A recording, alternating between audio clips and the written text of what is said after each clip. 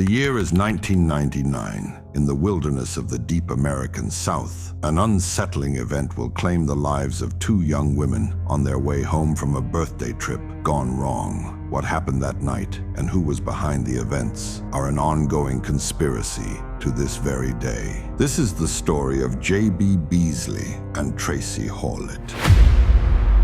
On July 31st, 1999, in Ozark, Alabama, two high school seniors, Beasley and Tracie Hawlett, set out for a birthday celebration for JB, having planned all the exciting activities any young woman would want to have in their coming of age. However, the trip would later go awry, and one of the girls would phone their mother to inform them they were returning home early, hopefully by the next day. However, while passing through Ozark, Alabama, they would disappear shortly after visiting a gas station where they would never be seen alive again. Their lifeless bodies were discovered the next day, stuffed in the trunk of their car, and gunshot wounds to their heads, as well as JB's driver's license resting on the dash, just in front of the steering wheel. The gruesome discovery left investigators with more questions than answers, and questioning what had happened leading up to the previous evening. Hilton Green Beasley was born on July 31st, 1981, in Troy, Alabama, to parents Cheryl and Hilton Lanier Beasley. After her parents separated, she moved to Dothan with her mother in 1984, where she thrived in a loving household with her stepfather Joey Bagan and her four sisters. JB was known for her plucky and outgoing personality, as well as her involvement in various activities, including cheerleading,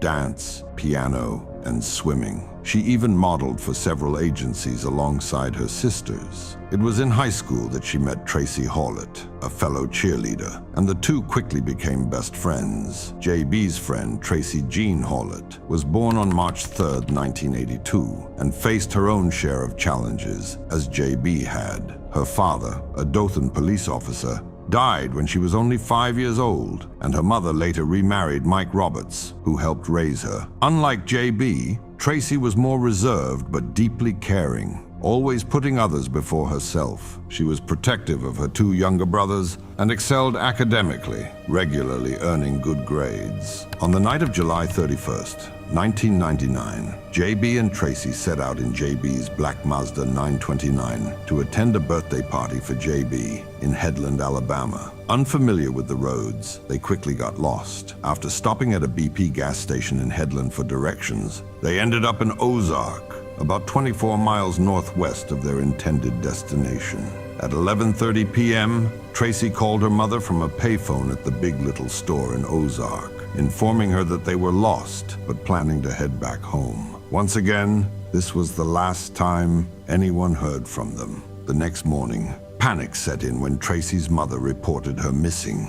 Later that day, police found JB's car parked on Herring Avenue in Ozark. The car was muddy, with the driver's side window partially down and the doors locked. Inside, police found the girls' purses and cash, but no sign of forced entry or struggle. A palm print on the trunk lid suggested something was terribly wrong. Astoundingly, though not amusingly, it took the police a staggering 6 hours to open the locked trunk, to find the girls' lifeless bodies. The initial investigation led police to question multiple suspects, but the case quickly grew cold. Johnny William Barentine, a local resident, came forward with a bizarre story, claiming he had witnessed the murders. After hours of interrogation and multiple inconsistent stories, he was arrested, but later released when his DNA did not match the evidence found at the scene. His confession was ultimately deemed a fabrication in an attempt to claim the reward money. The mishandling of evidence and the reliance on unreliable witness statements hindered the investigation.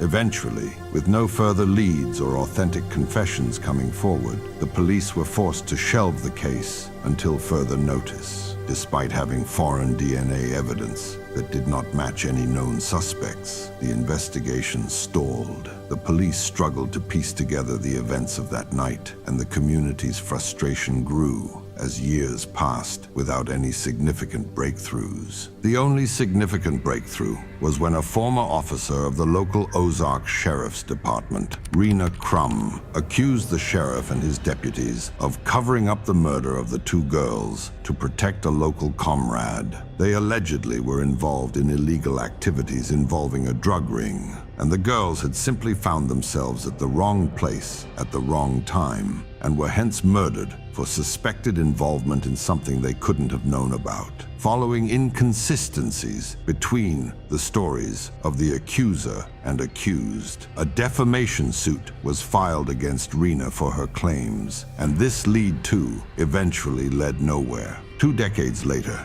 advancements in DNA technology finally provided a breakthrough. In 2019, DNA evidence pointed to Coley Lewis McCraney, a man who had never been on the investigators' radar. McCraney, a local truck driver, co-founder of a church, Air Force veteran, an Alabama local with a clean criminal record, was linked to the crime through a genealogy database. His DNA matched the samples found on JB's body, and he had lived just 1 mile away from where the girls' bodies were found in 1999. Without any further perceived need to find out the truth behind the matter, McCraney was promptly arrested for his alleged crimes. Nevertheless, throughout questioning, conviction, and arrest, McCraney maintained his innocence and insisted he never knew the girls. Furthermore, the prosecutors never listed any motive for the murder, but proceeded to charge McCraney with 5 counts of capital murder anyway.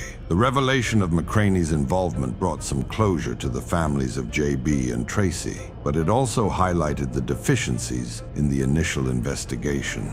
However, to this very day, something still doesn't sit quite right with the entire story. McCraney still holds no motive, and questions still remain about why JB's license was found on the dashboard, the driver's window was left partially down, and no signs of forced entry were found. These circumstances lead many to believe that the girls were pulled over, perhaps by a local officer, for an unknown reason. In a final twist, Rena Crum recanted her accusations against the Ozark Police Department during a testimony for Coley McCraney, leaving him as the sole suspect, yet still with no motive or clear timeline of events to solve the mystery. This leaves McCraney to this day as a convicted murderer without a reason for what he had allegedly done, and no developments other than a DNA report to tie him to the case. The case also highlighted the importance of community involvement in supporting victims' families and advocating for justice. The persistence of the families and the dedication of cold case investigators played a crucial role in bringing McCraney to justice, though if the final verdict serves as an ending to this story, remains a mystery itself. If you enjoyed this video, kindly leave a like and subscribe.